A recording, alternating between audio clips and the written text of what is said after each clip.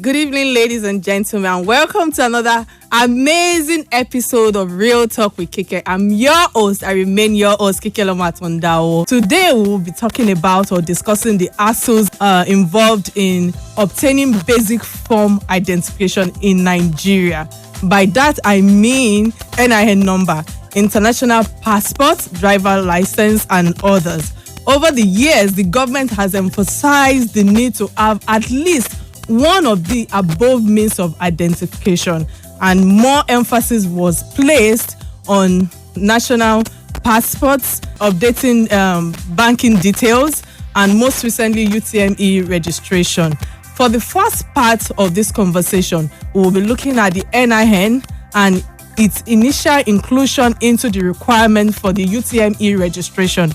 It was announced in the last quarter of 2019 that the NIN was going to be used to register candidates for the UTME examinations. This decision was revoked later.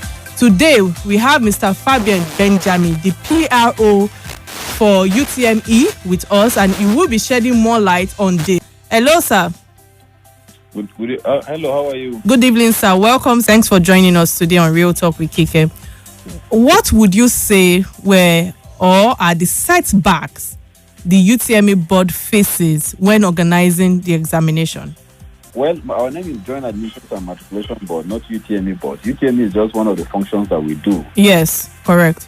So, in conducting examination, there are a lot of stages that we do. We start from the point of center accreditation, where centers are approved or validated to find their suitability for usage. We move from there to registration, from registration to the conduct of the examination. But there are other back-end activities where you begin to talk about set question moderation, item banking, and a lot of other things that are security in nature that I wouldn't want to mention on here. Okay, all right. To the conduct of the examination. After examination, you move to admission, and like that. We keep going in the cycle. All right. Thank you so much for that. I think before I go to my next question, there was something you shared with me on when we're communicating. I don't know. I think it's breaking news that you need to share with the public so that they are in the know of what has been held for the examination to take place, or that will ease them in terms of the examination process. Yeah. We tomorrow will be conducting a third-party examination. When I need third-party examination is that we are doing examination for an agency. That is not our exam. It's a third-party exam, and a third-party. You know what third-party means? Is yes. Mm-hmm. We are conducting that examination in about 243 centers across the federation, and we've issued an advisory that registration will be suspended in those centers to avoid overcrowding in such centers for the exercise, only for tomorrow, and registration will resume immediately on Friday after the exercise. And we've placed those centers on our website. We've created a link where candidates can go to our website and then have access to those centers. Okay, so if I heard you clearly, you're saying that registration has been placed on hold just for tomorrow. Yes. Okay, thank you. Why was the NIN number included as a requirement initially? Well, identity theft is one of the challenges that we have in this part of the world. Mm-hmm. And in the course of the conduct of our examination, we discovered that there are a lot of issues of impersonation, multiple registration, and so many things that have to do with identity. Mm-hmm. And biometric capturing is one of the unique features of at least addressing such challenges. Mm-hmm. And we found a way in NIMC. NIMC is an agency charged with the responsibility of capturing the biometrics of all Nigerians. Mm-hmm. And by law, they are the only agency authorized to do that. What that means is that if any agency is doing that, it's just doing it illegally. What that also goes to mean is that even banks are not even supposed to be taking the BVM of Nigerians. But what they do is to link their services to NIMC.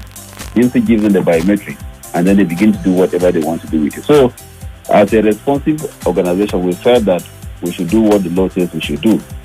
And that explains why we wanted to partner with NIMC. And besides even the law, we felt that will also address the numerous challenges we face in the course of the conduct of the examination, especially challenges that have to do with examination malpractice. So that was the reason why we wanted to go into that partnership. Okay. So while you were talking, I observed that you spoke about the bank, that is, spoke about the process, and also how to, I think, to limit the human power when it comes to all this registration. I know that that's part of the challenges that we are facing today when it comes to acquiring all of this identification in Nigeria. But there's something I need to call your attention to. A few Nigerians have noted that they pay nothing less than 3 to 5K in obtaining NIN card. However, this is a government initiative. Hence, it should be government financed and citizens shouldn't pay more than 1K. Why do we have this fraudulent extortion on Nigerians? Well, I wouldn't know if Nigerians are. I've also had that complaint that people are paying money. But what I want to tell you that at least we've been in this country, we know how things are done here. For any service that is essential, you will discover that a lot of touts will also want to go and infiltrate such a place and begin to cause certain processes that are not actually defined by such an organization. For instance, we're doing registration now. We just got some people arrested for vending this same pin above the regulated price. If somebody now buys that pin from such an agent, you begin to imagine that while we just say that they're selling that pin for 4,000 and somebody is selling it at 5,000, you can see that at the end of the day, the whole thing will trickle down to JAMB. But in actual sense, we don't even know anything about it. We have vendors who have authorized to sell this pin, and we have given them commission. We say you're going to, for each pin you sell, you take 210 naira. That's your commission. And the essence of giving them commission is that they don't do other unethical things. They don't exploit these candidates. But here we are. We had to be going around monitoring to ensure that compliance on this issue, because we know Nigerians are, so many people definitely want to take advantage of it. I think it's the issue of database that we still are struggling with in Nigeria today. So if somebody is collecting money, I don't know whether NIN charges officially fee for capturing, which I doubt. But I believe NIN should be in a position to explain that better. Okay. I think so. Listening to you now, do you genuinely think that the NIN number will curb the cases of ghostwriters and other identity type of malpractices? If we don't believe, we wouldn't have gone into it. All right. So why was the decision revoked in the first place? As usual, Nigerians will always wait for the 11th hour to go and get things done. We made our announcement as early as August last year, and we only discovered that Nigerians went out to register in December. So there were so many queues and cries here and there, and we decided to listen to the voice of Nigerians. Sir, so what this tells us is that there is difficulty to implement the use of NIN in the first place. There is no difficulty in implementing, but so many people could not capture as at when due, and our registration is time bound. We register within a limited period of time, and people complain that, look, given the time that we are registering, we will not be able to capture everybody. It's not because there was difficulty, but because everything in education has time limit. We had met with the other public examination agency.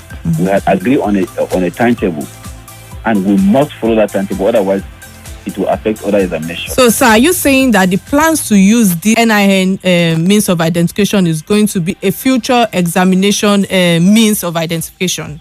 We announced clearly that it was just suspended for this year. In 2021, it will be revisited. Okay. So how can we simplify this process, in your opinion, how we can eliminate the use of the middlemen, so to speak, so that we can help the process of this registration? We have given a year notice today. We have given 1 year notice ahead. So if Nigeria moves out to go and register, there will be no queue. And once there is no queue, nobody will exploit you.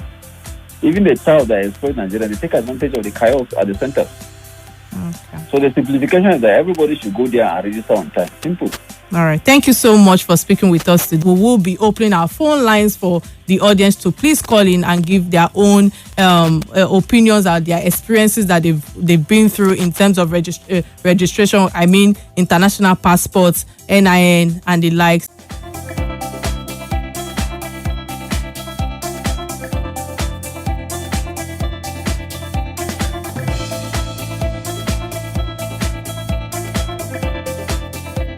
All right, welcome back. Now it's time for you, our listeners, to call in and tell us your personal experience with obtaining different forms of identification, ranging from your driver's license to international passport to NIN. We want to hear your story and hopefully suggest ways these difficulties can be managed or better yet reduced to the barest minimum. So please call us on 0700 923 923 923. Again, 0700 923 923 923. Yeah, I think we have a caller already. Hello. Hi, good afternoon. Yeah, good afternoon, and thank you for joining us today on Real Talk with Kike. What's your name and where are you calling from, please?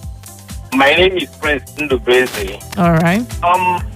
There was a question I was expecting you to ask the man that you did not ask. Okay. The question is this: how long will it take for people? Because I have people who register for more than 5 years now. Till today, they've not gotten the what is only the slip that they've gotten, the card. They've not gotten it till today. In fact, each time I go there, because they are no longer in Nigeria, they are abroad.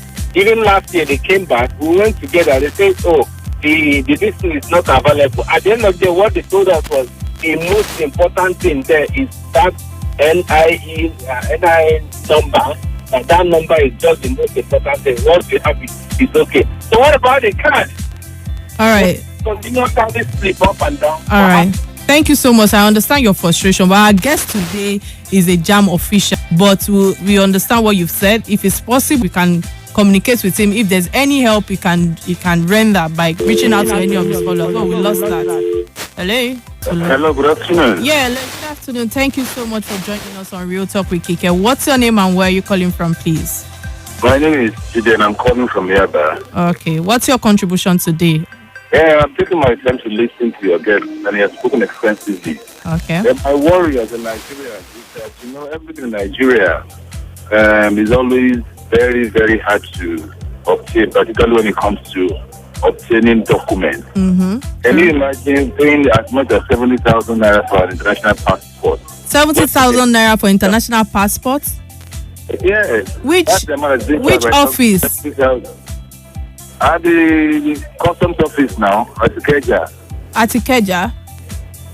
That's the price now. Are you not aware that it costs 70,000 naira? No, it's not 70,000 naira. Sir, the regular amount, I understand that this international passports, the fee that most people pay is from 20 to 40,000 naira. I stand to be corrected. And I also know that the official amount that goes to the government account is actually 8,500. Even though I know that we will bring in the guests that will come and throw a lot of light on these issues that we are talking about now, because I believe that there should be accountability in terms of the remaining money. Which pocket or which account does it go to? Which government account does it go to? But I've never heard of anybody obtaining an international passport for 70 or 80,000 naira. The highest amount that I've heard is 40,000 naira.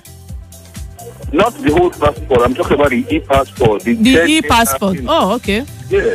Okay. 70,000. You need to conduct your interview. All right. Is it possible you give me your contacts so that I can call you after the show and I would direct you to someone that would be able to help you? We must look into this. I promise you that. I don't mind. Can I give you my number? Yeah, we have the number already showing on the screen, so we will call you after the. That'll be just fine. Thank you very much. Thank you so much for calling on the show today. Hello. Hello. Hello. Good evening, and thank you for joining us on Real Talk with Kike. What's your name and where are you calling from, please? Yeah, good evening. My name is Oliver. Okay.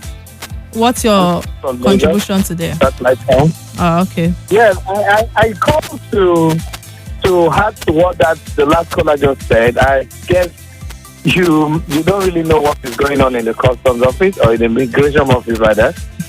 For you to even get the old passport, you pay up to 50,000. Oh wow. Yes. So if you are telling me you have had as far as 20 to 40,000, I could prove a point to you. Just 2 months back, you can't even, the fact still remains, you can't go to somewhere, I will just hold it on. There, at least we have like 2 or 3 passport offices here in Lagos. There's a particular passport office, you dare not go there. I did pay passport for my mom. Are you with me? I'm all ears. Please go ahead. Almost 9 months for the passport to be ready because I paid the correct fee. For 9 months? Yes. Yes. I can assure you, because I know the DCP, if that's the title of the officer in Ikoyi, that it should be in our studio to come and answer all of these questions, because to be honest, it's ridiculous. You are right. Probably I don't know what is happening out there. Come in, I'm on air. Come in. But do you know that? Come in, answer. Do you know that I paid for my own passport? I paid for 50,000 and I got it within 2 weeks. Wow. So that is you paying for the express for the passport to come out on time. It's not the express. The express is 80,000 naira. Wow. I could even assure you, outside Lagos, you pay 50,000 and you get it same day. So what are we talking? The money, where does it go to? Even to get the national ID card, I paid for my son to get the temporary. So I paid 1,000 naira. Until today, I can't get the original. If I go today, they'll tell me, come by 7 a.m. The network is bad. Can you get 12 for us? There's no generator. There's no light to power. So until now, I speak to you, my son does not have his national identity card. Not to talk of my little girl. So what are we saying? So I think that should be corrected. All right. We would get your number as well, and definitely you would hear from someone who will follow up with you. All of your complaints, I'm going to channel it to the right people with the help of Real Talk with Kike, for these people to be able to answer you guys. At least look for how to resolve all of these issues. And it is ridiculous how the officers in the office try to extort the citizens of Nigeria, knowing that all of these people sometimes struggle with these payments. I'm so sorry about that, and I believe that yes, you are absolutely right, that I don't know what is happening out there, but we will definitely look into it. Thank you so much for calling. Hello. Hi, good evening, and thank you for joining us on Real Talk with Kike. What's your name and where are you calling from? You would be our last caller for the day, so be quick, please. Oh, fantastic. My name is Josephine and I'm calling from Abuja. Okay. What's your contribution today? Or what's your experience you would like to share with us? Just contributing back to what the last 2 callers have said. Okay. It's a nightmare going to the passport office. I can confirm how much they extort from Nigerians. It's ridiculous, honestly. Concerning the national ID, I think what they should do is to computerize the appointment. Yes. Actually get people to go on the computers and actually log on and apply for the day they want to come in. Instead of letting people come in at 3 a.m. in the morning to write their name down. That's so dangerous. And still you have to pay money to make sure that we are one of the top 10 people to be attended to. That's ridiculous. It's unfair. Nigerians are already suffering enough. Absolutely. This shouldn't be happening to us. Absolutely. Thank you. And I understand your frustration. It's very painful. It's very disturbing. It is persistently abusive that Nigerians go through this continuous exploitation, and nothing has been done about this in the last few years. And it seems as if we are just on the same spot. So why is this fraud happening? I don't know how to explain it. We are pointing you there for you to be able to ease some of the issues that we are going through, and the minimum thing that people can do is to make sure that the means of identification is easy for anyone to be able to get. And my my producer just Googled now, and we just saw that the cost of 32-page 5-year standard passport price is 25,000 naira. That is what is on the website. The 64-page is for 5-year standard passport costs 35,000 naira. 10-year standard passport price is 70,000 naira. It's ridiculous. And all these people, I'm very sure that the minimal pages are the ones that they are actually charging them for. And at the end of the day, they don't get it on time. There are a lot of issues going on. I promise the listeners, I promise the public, I promise the audience that definitely I will bring the right person to the studio to be able to answer all of this. But thank you so much for joining us on Real Talk with Kike. In my personal opinion, technology should be leveraged on to make all these processes easier. It is very possible for one to sit in their comfort zone in their homes or their offices to register all of these things. It also eliminates the middleman that causes the cost of all of these IDs to be unnecessarily expensive. So let's be forward thinking going forward with this new era that we are in, and to also make our nation great again, as Donald Trump said. I believe that taking our nation to be great again is what we actually need at this moment.